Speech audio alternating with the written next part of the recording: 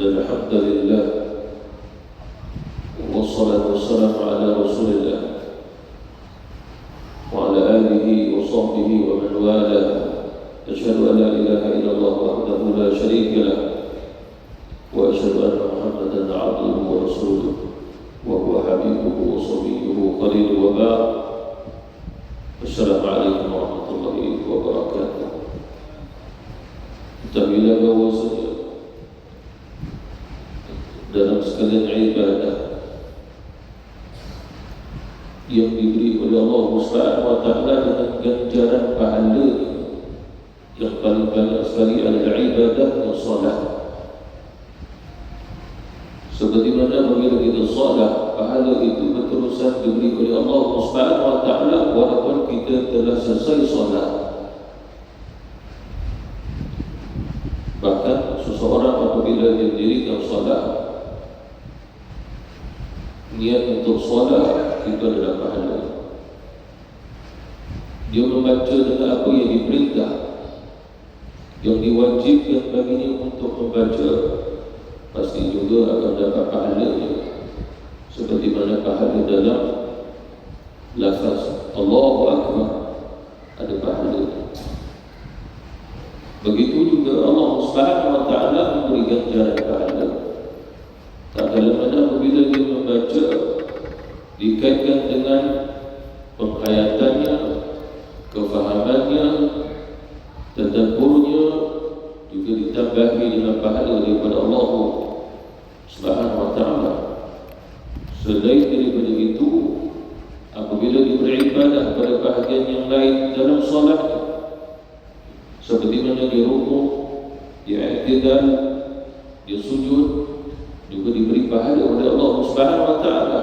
Jadi menunjukkan bahawasanya setiap daripada perbuatan yang as-salat penuh dengan pahala ganjaran daripada Allah Subhanahu wa taala.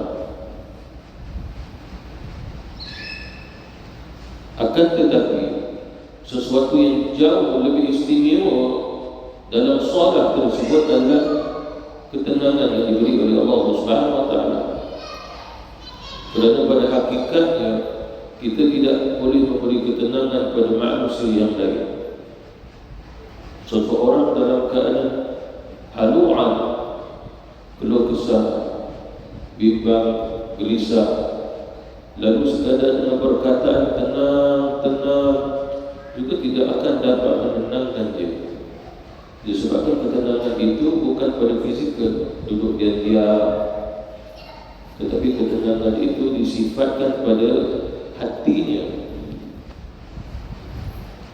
Hati manusia tidak ada siapa yang mengetahuinya melainkan Allah Subhanahu wa taala, tetapi di sudut fizikal dia mungkin daripada raut wajahnya kita mengetahui adanya ketenangan, tetapi kemungkinan dalam hatinya tidak adanya ketenangan. Ada juga mungkin riak pada mukanya nampak seperti mana orang yang gelisah, keluh kesah, tetapi mungkin pada ketika itu hatinya sedang mengalami ketenangan. Tidak ada siapa yang mengetahui hati dan jiwa seseorang melainkan Allah Subhanahu wa taala. Hakikatnya tidak ada siapa di antara kita boleh memberi ketenangan kepada sesiapa pun.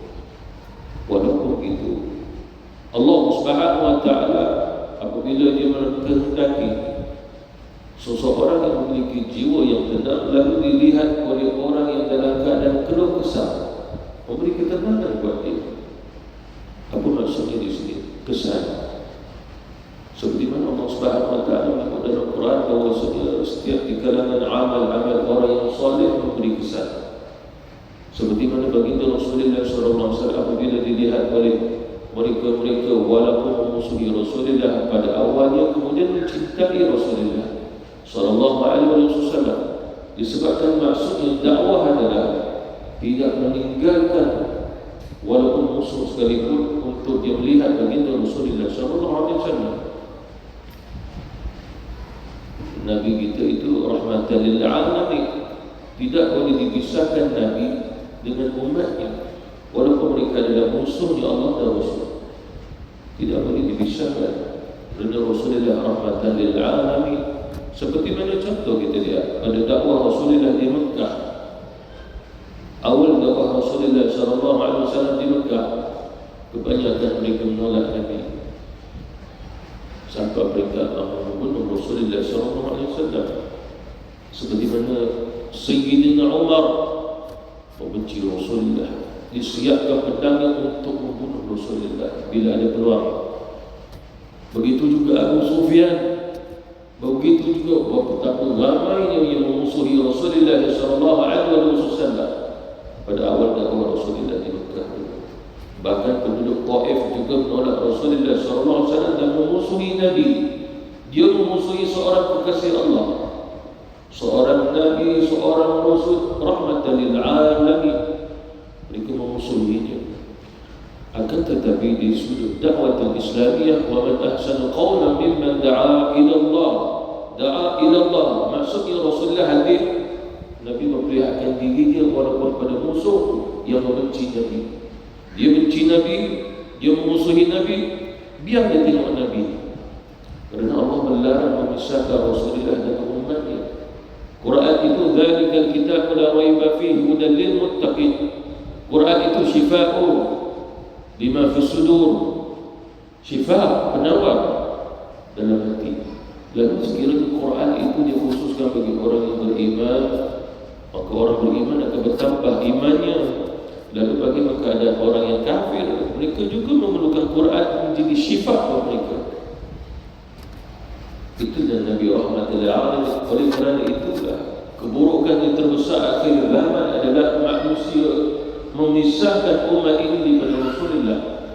Tetapi kebaikan yang terbesar di akhir zaman ini adalah apabila umatnya berjaya mengembalikan umat ini kepada Rasulullah sallallahu alaihi wasallam. Kita dilarang jangan memisahkan Rasulullah dan umatnya. Jangan sama sekali berbuat demikian sehingga menghukum dia sehingga memisahkan dia daripada Rasulullah sallallahu alaihi wasallam. Kita tidak diperintah demikian. Kita lihat Rasulullah sallallahu alaihi wasallam uswatun hasanah. Ini Nabi dicela, dimakin hamba, dihina, tapi Rasulullah diperintah oleh Allah, ya Muhammad, pergi kepada mereka agar mereka melihat wajahmu, dirimu, walaupun sebagai musuh. Kerana walaupun mereka musuh, yang sedang mereka lihat itu adalah rahmatan lil alamin. Tidak ada makhluk, tidak ada manusia seumpama baginda Rasulullah sallallahu alaihi wasallam. Wa ma arsalnaka illa rahmatan lil alamin. Bukan langit, bukan bumi, bukan selain daripada itu, tapi rahmatan lil alamin adalah baginda Rasulullah sallallahu alaihi wasallam. Nabi dihalau, dipukul di Taif, di bukit Taif. Nabi tidak mengadu, mereka mengadu kepada Allah Subhanahu wa taala. Tetapi Rasulullah tetap diperintah oleh Allah Subhanahu wa taala agar pergi juga kepada mereka, perlihatkan dirimu, agar mereka mengenal itu Muhammad bin Abdullah, walaupun mereka menolak sebagai Muhammad Rasulullah. Kerana apa? Kerana Allah Subhanahu wa taala Al-Hadi, yang Maha memberi hidayah kepada. Al-Hadi kembali balik pada sifat Allah. Al-Baqi, Al-Baqa. Baqi mana berterusan, Al-Baqi berterusan memberi hidayah. Al-Baqa kekal dengan apa yang diberikan. Ada kehendak Allah Subhanahu wa taala. Seperti mana rezeki, Ar-Raziq daripada Ar-Razzaq, daripada zat Allah Subhanahu wa taala, Al-Baqi dan juga Al-Baqa. Lalu bila Allah Subhanahu wa taala memberi rezeki, kurniaan ini daripada Adam alaihi wasallam sampailah manusia yang terakhir dan alam ini akan dapat rezeki daripada Allah.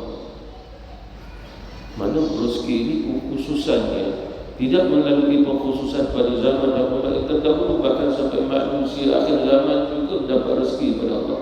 Kerana Ar-Razzaq berterusan memberi, Al-Hadi berterusan memberi hidayah.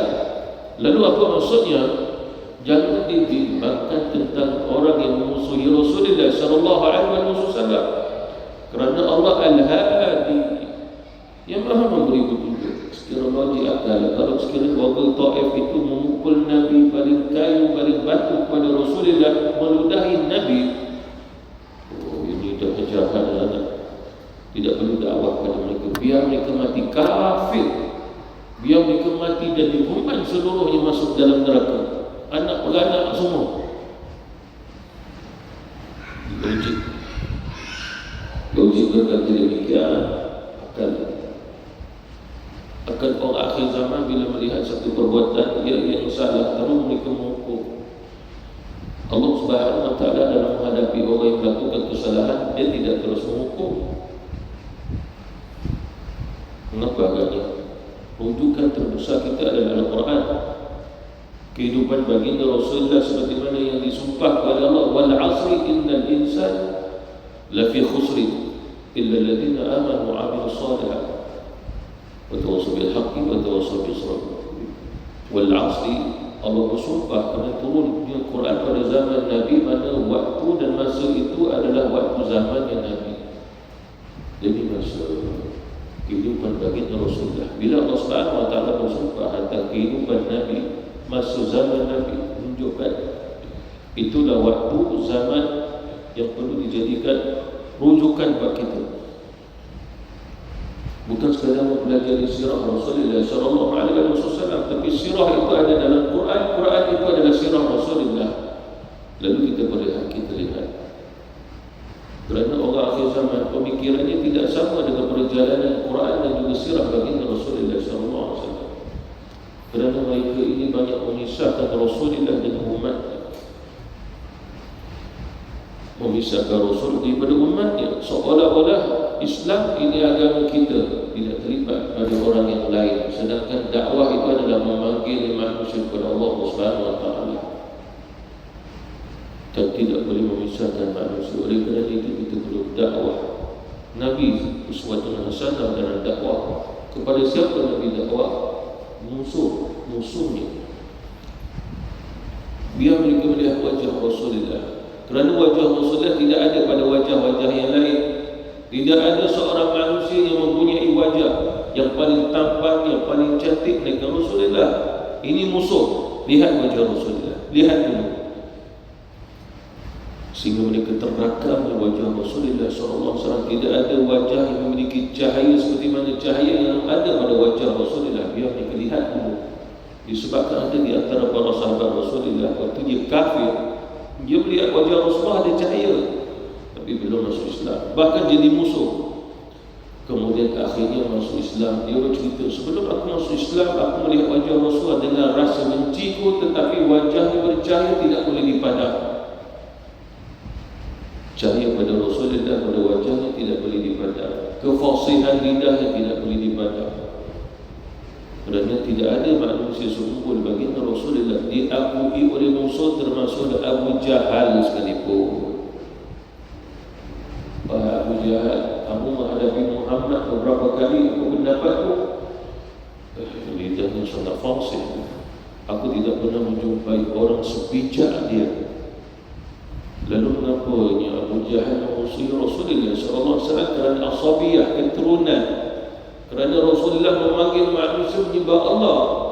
Abu Jahal keturunannya menyembah Uzza, Lata, Hubbal, beberapa berhala batu.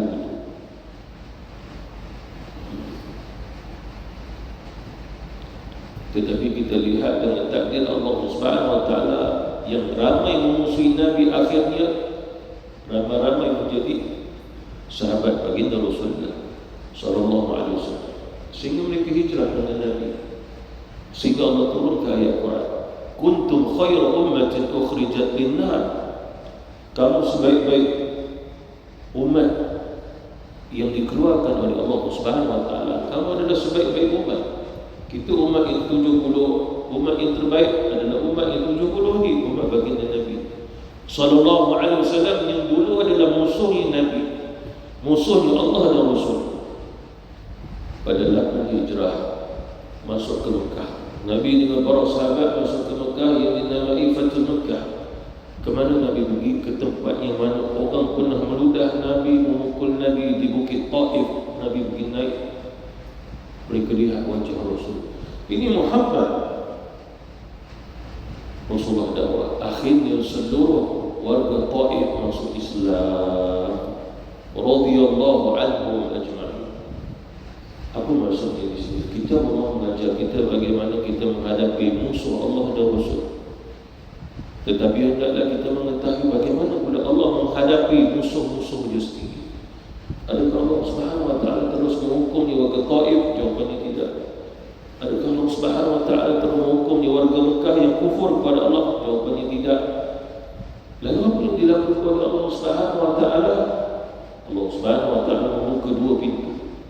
Satu pintu taubat, satu pintu ke Rasulullah.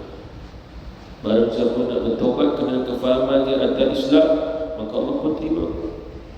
Satu lagi nak mengikut Rasul, belajar, belum mengucap kalimah syahadat, akhirnya mereka Islam. Apa maksud ini? Dua pintu itu kembali mereka kepada Allah Subhanahu wa taala, tidak kembali kepada kekafiran. Kecuali barang siapa yang tidak mahu bertaubat, tidak mahu Rasulullah sallallahu alaihi wasallam. Itu saja. Kerana Allah membuka dua pintu tadi, pintu rahmatnya sehingga dapat bertaubat, satu lagi pintu untuk mereka mengikut Rasulullah. Sebab bukan mudah mereka terus nak memahami Allah Subhanahu wa taala wahid ahad.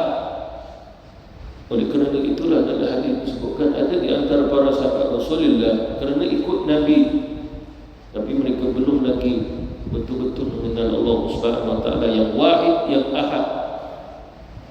Lalu tahun itu mereka minta izin kepada Rasulullah, ya Rasulullah, izinkanlah kami untuk pergi ke bukitnya Safa Marwah, pergi ke bukit Safa. Apa hajat kamu untuk kembali ke Mekah? Ya Rasul, setiap tahun kami akan menyembahnya Tuhan kami dulu di bukit Safa. Subhanallah.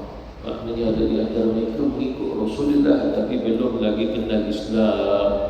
Tapi Allah telah membuka pintu buat mereka mengikut Rasulullah. Lalu Rasulullah terbiar, Nabi mengajar mereka Allah qul huwallahu ahad, Allahu samad, lam yalid wa lam yulad wa lam yakul lahu kufuwan ahad. Lalu mereka memahami. Selesai.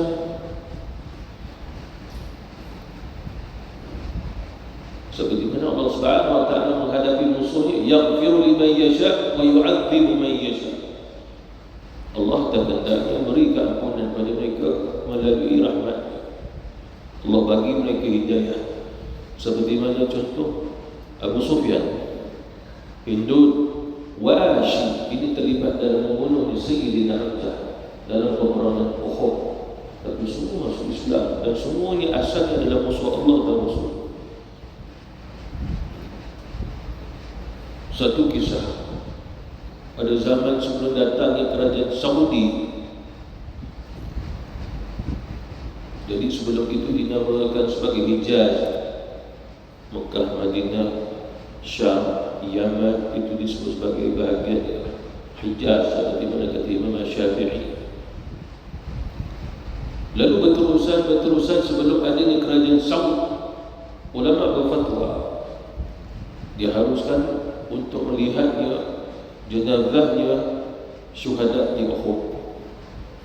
Antaranya adalah jenazahnya Sayyidina Hamzah bin Abdul Muttalib radhiyallahu anhu, sahabat Rasulullah, bapa saudara Nabi. Diharuskan untuk menggalinya sebab kuburnya syahid syuhada Uhud tidak ada lampu. Gali sikit dan nampaklah orangnya. Dan ketika itu ulama mengharuskan, bahkan fatwa ini dah sampai ke 1000 tahun. Lalu ramai orang yang terdahulu berpeluang untuk melihat jenazah Sayyidina Hamzah radhiyallahu anhu. Lalu seorang syekh yang bercerita, namanya Syekh Shawwab, kita dengar dia lebih kurang 300 tahun begitu jarak sebelum masuk ke kerajaan Saudi, ataupun sebelum Saudi memerintah sehingga dia dapat Hijaz. Sebelum itu yang jaga Hijaz itu adalah Utsmaniyah, kerajaan Utsmaniyah, ataupun lebih kurang tahun itu. Kerajaan Utsmaniyah dulu masih lagi dinamai Hijaz.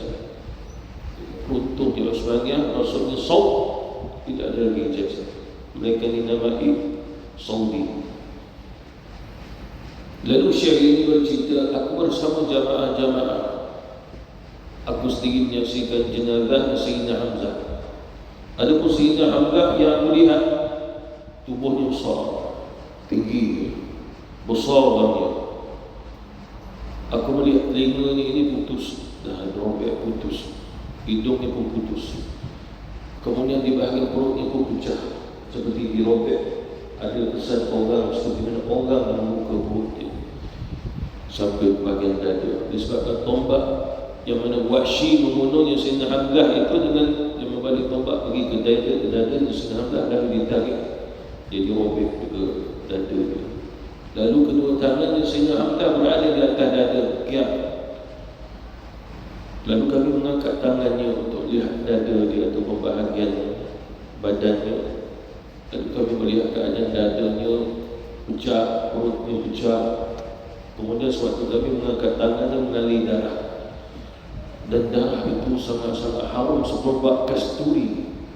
Lalu kami mengembalikan tangannya, lalu kami bertanam balik. Apa maksudnya di sini? Dia masih hidup. Syuhada itu.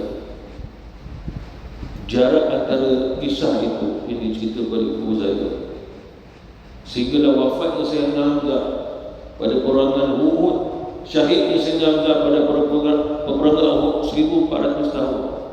Tapi darahnya masih mengalir dan sangat-sangat harum. Sangat-sangat harum.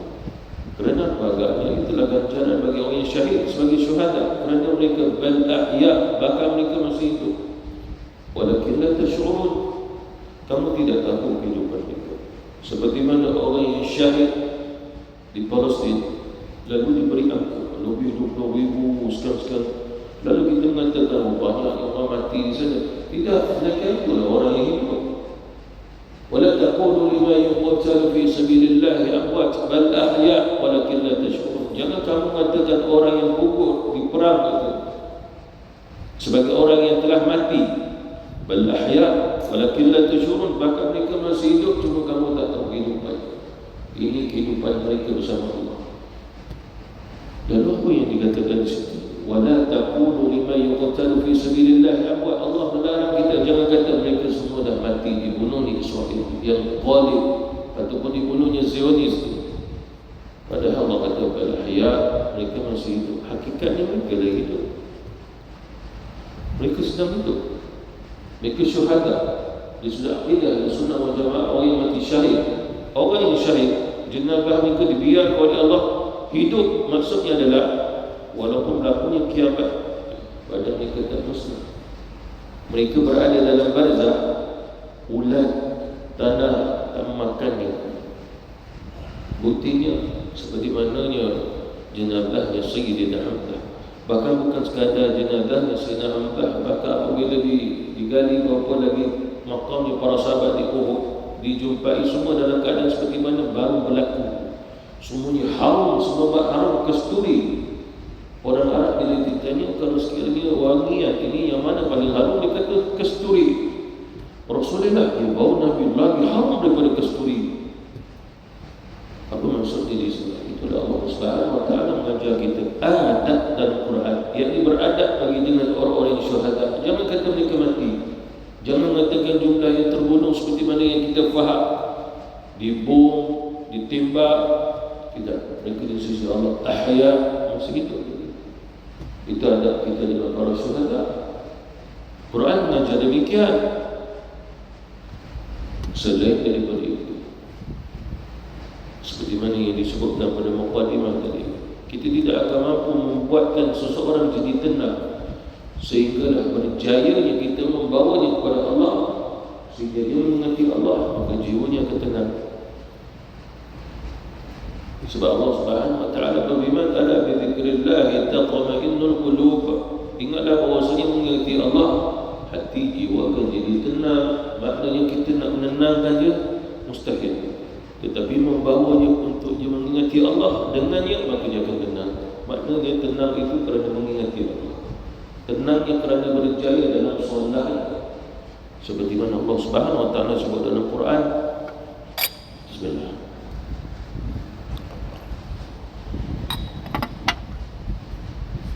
Innal insana khuliqa halu'a. Sesungguhnya manusia itu khuliqa, Allah Subhanahu wa taala menciptakan manusia halu'a, keluh kesah, resah, gelisah. Itu adalah perbuatan sifat manusia yang menunjukkan wa khuliqal insanu dha'ifa. Manusia itu lemah, kerana lemahlah dia mempunyai sifat itu. Tetapi Allah Subhanahu Wa Taala mengajar kita solusi untuk keluar daripada sifat itu. Allah cipta, Allah berkehendakkan kita boleh keluar daripadanya. Idza massahul syarru jazua, apabila mereka ditimpunya sesuatu yang mereka tak suka, yang buruk-buruk, jazua, bertambah keluh kesah, bertambah bimbang. Wa idza massahul khairu manu'a, apabila mereka mendapat satu kebaikan, mereka rasa okeylah ni, manu'a, ketika itu mereka bersifat bakhil pula. Apa maksudnya? Bakhil ini ditakut-takutkan syaitan, sehingga apabila dia bersedekah, syaitan itu mengatakan nanti hartamu berkurang, kamu hidup susah. Akhirnya dia menahan diri dia. Padahal Allah Subhanahu Wa Taala telah memberi kesenangan kepada dia. Manu'a illa al-musallin, kecuali orang yang salat. Apa maksudnya? Kecuali orang yang salat tidak menghadapi itu semua. Dia tidak risau, dia tidak bimbang, dia tidak keluh kesah. Illa al-musallin ala salatih daimun, itulah orang yang istiqamah mendirikan salat. Ini menunjukkan bahawa solusi untuk keluar daripada keluh kesah, kerisauan adalah dengan tumanina, ketenangan. Dan ketenangan itu melalui solatnya. Kerana solat, wa aqimus salata li dzikri, dirikan solat untuk mengingati aku. Bila kamu mengingati aku, ketenangan kamu akan rasakan. Bila kita mencapai ketenangan, Allah Subhanahu Wa Taala tidak akan memanggil kita dengan nama wahai fulan bin fulan, wahai hamba-Ku. Tapi Allah memanggil atas nama dalam hati kita yang bersifat tenang. Ya ayyatuhan nafsul mutmainnah, wahai jiwa yang tenang. Allah Subhanahu Wa Taala tak memanggil kita ya ibadi. Itu dah kehidupan dunia. Tetapi bila sahaja kita hendak menemui Allah, Allah memanggil kita ya ayyatuhan nafsul mutmainnah, wahai jiwa yang tenang. Allah memanggil hati yang tenang tadi. Irji'i ila rabbiki radiyatan mardiyah, kembali kamu dengan jiwa yang tenang pada Tuhanmu. Radiyatan, kamu rasa puas, kamu rasa bahagia, kamu rasa tenang. Mardiyah, lalu Allah meridai kamu. Fadkhuli fi ibadi, barulah masuk di kalangan hamba Allah Subhanahu Wa Taala. Masuklah kamu sebagai hamba-Ku. Wadkhuli jannati, dan masuklah ke dalam syurga-Ku. Ini menunjukkan nak masuk syurga Allah Subhanahu Wa Taala, terlebih dahulu menjadi hamba Allah. Sebelum nak menjadi hamba Allah, isyaratnya adalah ketenangan dalam jiwa dia terlebih dahulu. Dia tenang dalam Islam, dia bahagia dengan Islam, walaupun hartanya tidak banyak, walaupun rumahnya kecil, tapi dia mencapai ketenangan. Sebab ketenangan daripada Allah Subhanahu Wa Taala.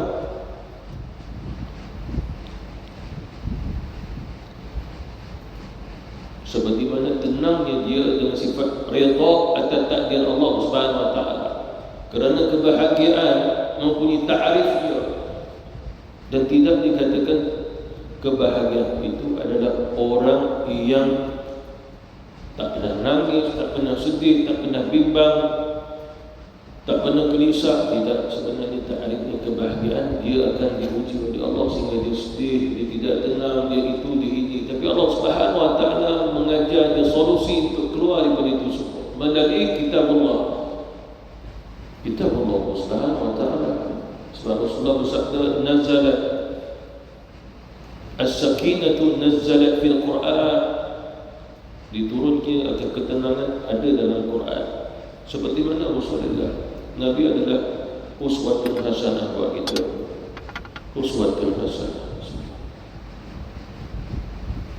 Kita lihat diri kita ataupun umat akhir zaman.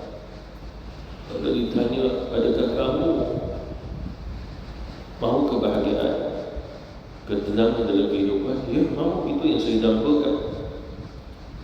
Masalah, saya tidak mahu masalah.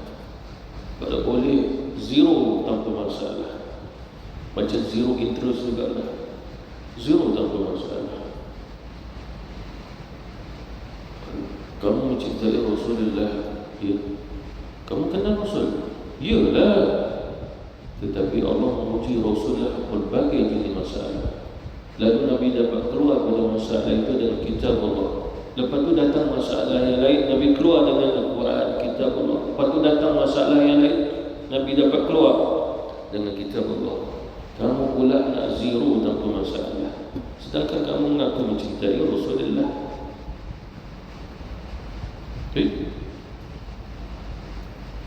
Datang masalah pada Nabi yang besar-besar, sebab Nabi adalah Nabi ummah, mewakili seluruh manusia di atas alam ni.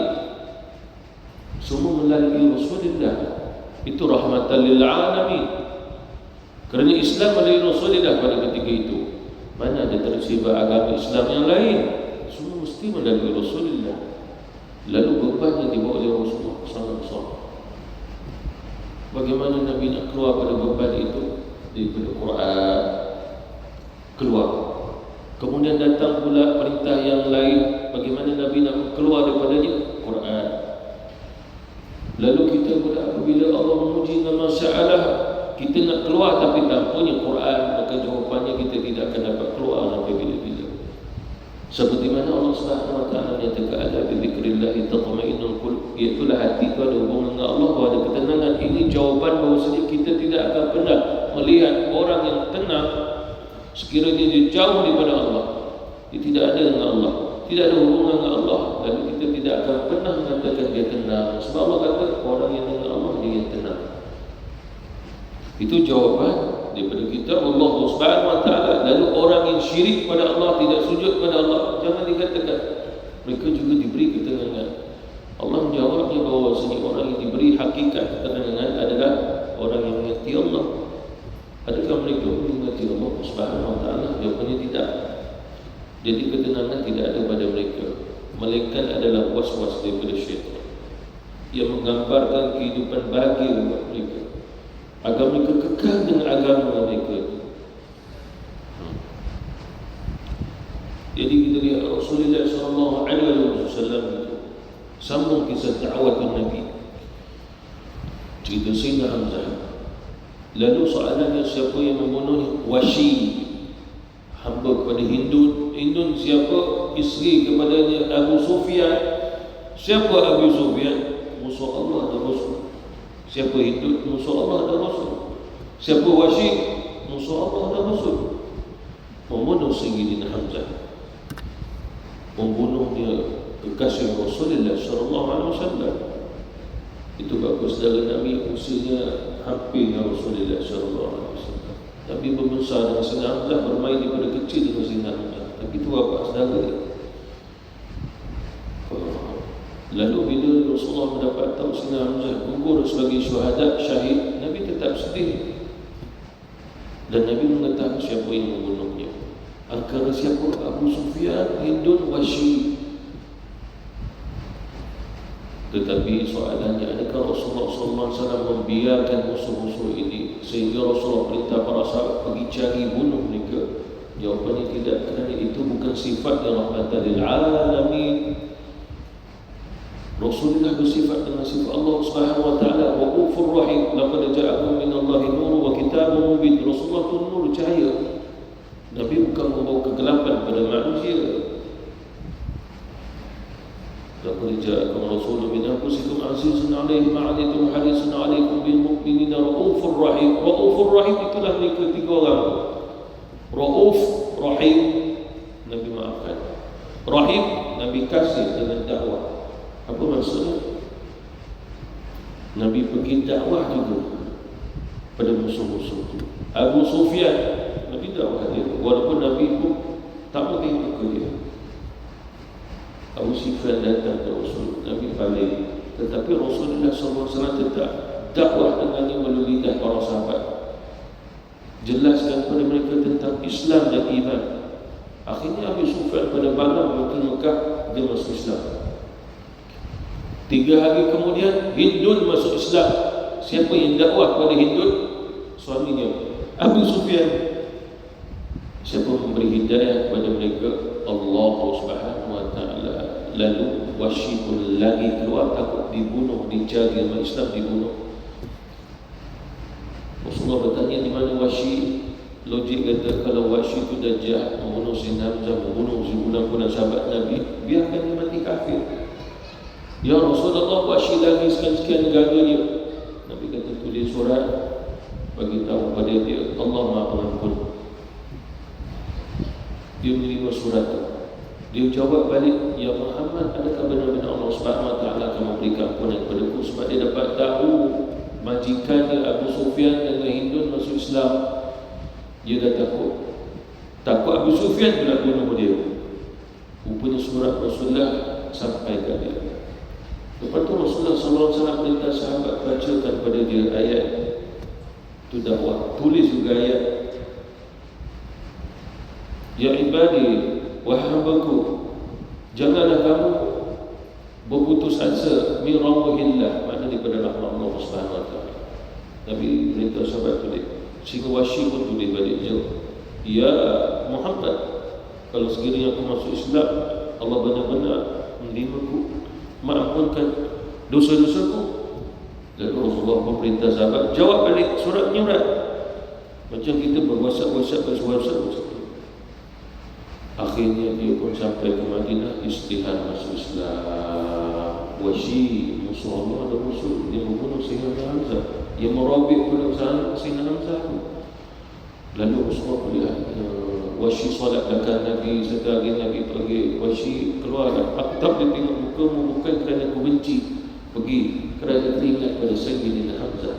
Bukan wajah Wahsy memberi masalah pada Rasul, tapi Rasul dengan jiwanya terlalu halus. Kalau Nabi sedih Nabi membawa. Kalau Nabi menangis, tak ada orang boleh menangis macam Nabi. Tak boleh.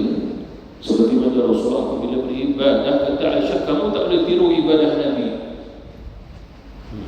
Muncul Rasulullah mengajar kita, sallu kama ra'aitumuni usalli, salatlah kamu seperti mana kamu lihat aku salat. Dia sudah lughah bahasa Arab. Sallu kama, kalimah kama seolah-olah, makna tak jadi hakikat. Solatlah kamu seperti mana kamu lihat aku solat, itu bukan hakikat, makna ada kemampuan kita. Apa maksud kalau sekiranya Nabi kata solatlah, tapi Nabi tak sebut seperti mana, sebagaimana? Tak ada. Nabi kata solatlah kamu sama macam aku solat, sama, bukan seperti mana. Kalau sama, kita tidak akan mampu. Kita tidak mampu nak khusyuk macam Nabi, bacaan macam Nabi, kita tak hafal Quran macam Nabi, kita tak fasih macam Nabi, mempunyai hafalan macam Nabi, solat diri lama-lama macam Nabi. Dia boleh baca surah Al-Baqarah satu surah atau satu rakaat. Kita tak mampu. Nabi boleh solat daripada tengah malam sampai nak ke subuh dengan tangisan saja. Kita tak mampu. Nabi boleh sujud sehingga Aisyah kata, apa ingat Rasulullah dah wafat, aku ambil selimut tutup, Nabi dah wafat. Kita tak mampu. Muncul Nabi kata, sallu kama ra'aitu musalli, salatlah kamu seperti mana. Maksudnya tak jadi hakikat. Kamu belajar buat solat, yang kamu belajar beramal. Sebab dua mata kita tidak melihat Rasulullah solat. Kalau dua mata melihat Rasulullah solat pun kita tak mampu nak ikut 100%. Sebab Rasulullah apabila solat, hati Rasulullah sedang melihat Allah. Dia qiyam, dia berdiri, dia rukuk, dia sujud dalam keadaan sedang memandang Allah Subhanahu Wa Taala. Pernah diriwayatkan Rasulullah berdiri lama sangat, Nabi rukuk, sujud lama, sehingga ada di antara sahabat fikir nak mufaraqah, tak tahan duduk belakang Rasulullah ikut Nabi, terlalu lama solat Rasul. Tapi bukan solat fardu. Kalau solat fardu Nabi meringan-ringankannya, memudah-mudahkan. Ini solat sunat. Ada sahabat Rasulullah solat malam dengan Nabi, ikut Allahu Akbar, ingat Nabi nak rukuk. Tak habis rukuk sehingga selesai surah Al-Baqarah, baru rukuk. Lepas tu rakaat yang kedua lama sangat, Nabi baca surah Ali Imran daripada awal sampai akhir. Mungkin lepas habis ayat surah Ali Imran, ya ayyuhallazina amanu sabiru wa sabiru wa rabitu la'allakum turham. Lalu mereka ada Rasulullah rukuk, tak rukuk juga, Nabi baca surah An-Nisa daripada awal sampai akhir. Bergoyang ni lutut para sahabat. Nabi tenang saja, bacaan sederhana. Kita tak mampu. Lalu Nabi kata, sallu kama ra'aitumuni usalli, salatlah kamu seperti mana aku solat, kata kemampuan kamu di seluruh bahasa. Mujur Rasulullah mengatakan begitu. Jadi itulah Nabi Rahmat. Sehingga apa? Musuh tadi menjadi radhiyallahu anhu. Allah meridai mereka. Allah tak melaknat mereka. Allah tidak mengangkat mereka. Bahkan mereka menjadi para sahabat Rasulullah. Begitulah maksudnya rahmatan lil alamin, uswatun hasanah, dan jangan memisahkan umat ini dengan Rasulullah sallallahu alaihi wasallam. Jangan menolak mereka sebagai umat Rasulullah sallallahu alaihi wasallam, jangan mengkafirkan mereka, mensyirikkan mereka. Jangan terlalu mudah, kerana kita tidak tahu akhir mereka adalah mungkin sebagai seorang beriman kepada Allah. Wallahu ta'ala a'lam wa billahi taufiq wal hidayah. Wassalamualaikum warahmatullahi taala wabarakatuh.